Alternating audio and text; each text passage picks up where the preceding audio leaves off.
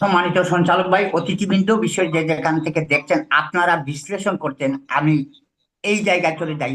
এই বিশ্বকে এই পারমাণবিক যুদ্ধের পরিস্থিতিতে কারা দাঁড় করালো? প্রথমত দাঁড় করিয়েছে জাতিসংঘ। পঞ্চশক্তির হাতে এটম থাকবে, অন্য থাকলে সেই দেশকে বোমা মেরে পুড়িয়ে দিতে হবে কেন?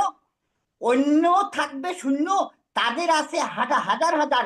এ প্রশ্ন আমি করছি জাতিসংঘ, কমনওয়েলথ, ওআইসি তে যুক্ত অজ্ঞ, বেকুব, মূর্খ মানবদেরকে। 2 নম্বরে, বাংলাদেশ সহ যারা অপারমাণবিক চুক্তিতে স্বাক্ষর করেছে সেসব রাষ্ট্রপ্রধানরা, তারাও ইবলিসের গুড়া। প্রমাণ, স্বাক্ষরকারীরা এই প্রশ্ন করলো না কেন যে আমরা বোমা বানাবো না, কিন্তু তোমাদের যে রেডি বোমা আছে সেই বোমা ধ্বংস করো।